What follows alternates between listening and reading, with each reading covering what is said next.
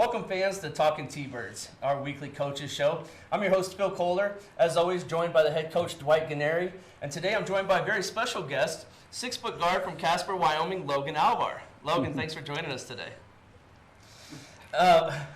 So, Coach, you guys moved to 25-3 overall. You've won 12 games in a row. You guys move up to number 16 in the country. More importantly, you guys secure that number 1 seed in the North, looking into Region 9 play. Talk about the importance of securing that number 1 seed moving forward. Big advantage. Number one is, you're in the postseason tournament. There's no play-in game, so that's big. Two is you can start planning ahead right now on who your first-round opponent would be. We'll play the winner between the 4 and 5 seed out of the South, so that gives us a little bit of an advantage. So again, getting the number 1 seed out of the North is no easy accomplishment, and sure proud of the girls' effort. Sure, absolutely. And Logan, you playing on a very successful basketball team. Talk a little bit about what you guys do well and how you guys have had so much success this year. I think we run the court very well, like you guys talk about. I think that we all really trust each other. We have a great team chemistry. Like, I can look to my left or right and know they're going to do what they need to do to get things done on the court. So yeah, absolutely. So, Coach, last Wednesday you guys beat Central. All 11 players that play get an opportunity to score. Probably the 4th or 5th time that you guys have had that opportunity this year. Talk about the depth on the bench and how important it is to have that, especially with region play coming up. Huge. It's very big. Especially if you don't stay healthy, you have to develop your bench because you never know when somebody's going to play. Go from 8 minutes a game to 14, 15 minutes a game. It does speak to our depth when everybody is able to score. It's a great opportunity if we can get everybody in the game because everybody works equally hard in practice, and you sure want to reward them with game time whenever Absolutely. possible. And what a great way to reward them. Logan, you last year were sitting and watching these games from the stands, and now you get an opportunity to play in Sweet Erickson Gymnasium. How cool is that opportunity for you? It's really cool. I really, really love it. It's just such a great atmosphere in there, and I just love the pace that the girls play at, so it's been really fun. Absolutely. So, Coach, we talk a lot about the rebound battle, the turnover battle. That game last Wednesday, you guys win the rebound battle by 13. You guys win the turnover battle by 17. 30 extra possessions. How important is that for you? Big. Every night, I think that is going to be a determining factor. And again, what it does is it reduces their scoring opportunities and increases ours. And if percentages are comparable, you're going to come out on the best side most often. Absolutely. So Saturday, you guys get the rematch with LCCC, a team that played you guys to overtime less than 10 days ago. You're down by 3 at the end of the first quarter. Talk a little bit about what that conversation was like with a team that's very capable of winning basketball games. Oh, the LCCC's got a very nice team, well coached, a lot of talent. They're good inside, and they have good perimeter play. We visited a little bit defensively. They were getting some interior offensive rebounds, which give them some second opportunity chances, and just offensively, just to kind of stay the course and keep going. And we started hitting some shots in that second quarter, and I felt very, very fortunate to have a 10-plus point cushion at halftime. Well, and it always helps having Sandra Frau Garcia on the court. She ends up with a triple-double. I believe she was at a double-double at halftime. She ends the game with 25 points, 13 rebounds, and 11 assists. Right now, she's 4th in the nation in assists. Logan, talk about what it's like playing with somebody with that kind of a court vision. It's really, really nice. Like, I love running the floor because I know she'll always give me the ball, so I really enjoy it. Yeah. So, and Coach, nice having that security blanket there to know that she's going to come out and really be the best player on the floor. It is, and there's been a lot of possessions. This year, Coach Macy and I have had a conversation, and Sandra just makes some very challenging passes that you don't think have a chance to get there. And then on the flip side, Logan's especially a perfect example is our players have some really good hands because there's a lot of times that window's very, very tight, and for us to make the catch and then finish, our transition's been a positive, and it all starts with Sandra, us getting a rebound, getting the ball to Sandra, and Sandra making some good decisions for us. Well, and to that point, and Logan, you kind of mentioned this earlier, having everybody else on your team doing what they're supposed to be doing. I notice a lot that you're getting a great block out on your player. How important is it to know that if you're going to block your player out, to know that Sandy or somebody else on the team is going to swoop through and grab that rebound? It's nice. It's nice to know that, like, if you do your job and get the ball to someone else, then they'll do their job, and you can potentially get the ball back, get nice transition layups, stuff like that. Absolutely. So you guys end up pulling it out by 14. You guys win the rebound battle by 10. You guys win the turnover battle by 3. Really important stuff. Looking ahead this week, Coach, you guys are supposed to go to Torrington on Wednesday to play Eastern Wyoming. Obviously, weather permitting with the big storm that we've got planned. Yeah, Logan, you guys have played them before. Talk about the importance of knowing an opponent that you've seen already before and what you guys need to do to be successful with Eastern on Wednesday. You know, I think if we can just really lock in defensively and guard the ball, then we should be okay. We should be just fine. Coach, what else looking forward to Wednesday that you guys need to do to be successful? I think Logan hit the key point. You know, the record right now isn't the greatest, but when you look at them on video, and I watch quite a bit of video on them, they play with a very good pace. They've got a lot of kids that can attack the rim off the dribble, some shooters. Ganori is a great forward athlete, and she can score on the perimeter and inside. So, you know, Logan's right. We're going to have to contain the dribble, and we're going to have a solid game. I think if we look back at what we did the first time against them, that could be a little bit of a mistake. Sure. Well, and going on the road anytime in Region 9 has Yes. got to be difficult, especially going down to Torrington in a tough environment down there. Absolutely. So looking ahead towards next Saturday, you guys are back at home in Sweet Erickson Gymnasium. Senior night, or I'm sorry, sophomore night, Right. because where we're at. Sophomore day for Claudia, Selena, Flora, Mariana, Sandra, Mesa, Julia, Jocelyn.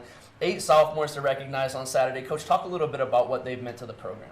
It's always a bittersweet day for me Sure. because you just, those 2 years go by so fast. And they've been tremendous to our program, and not just in the win-loss total, but just have done a great job in the classroom, done a great job off the court. Just, I've really enjoyed working with these groups. They're an intelligent group, so when we put in scouting reports and prepare for another team, you know, they pick that up very well. So it's going to be sad a little bit, you know, because I've just enjoyed working with them as individuals and then collectively as a team. Sure.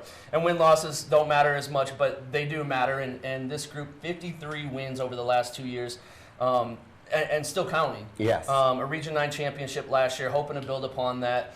Logan, as a freshman coming in, talk about what these sophomores have meant to you and the leadership that they provided for you. You know, I feel like we have just such a great group of sophomores. Like, I feel truly blessed to be on the same team as them. I think that I've definitely made some friendships that will last, like, the rest of my life. So just a great group of girls to have around. They really set the tone for what Coach G is looking for, and they are always pushing you to be better. Sure. And last week, sophomore Jocelyn Igo was on the show, and she talked about you and her kind of getting together over the summer and working together. How nice was it to have that accountability partner to make sure that you're getting in the gym every day? Yeah, it was really nice. I could just kind of have Jocelyn to lean on too. Like, if I wasn't sure about things, she could help me out, and it was just nice to have someone else there with me working hard. So. Yeah, absolutely. So, Coach, looking ahead to Region 9 play, the tournament comes in about 2 weeks. Looking at the South, Western Nebraska and Otero kind of in that 1-2 spot right now. Do you guys have any idea where you're going to be playing for that? It does look like Western Nebraska secured the #1 seed over the weekend, and they'll be hosting the tournament. So the tournament, I think the dates are going to be March 9th through the 11th. It'll be in Scotts Bluff.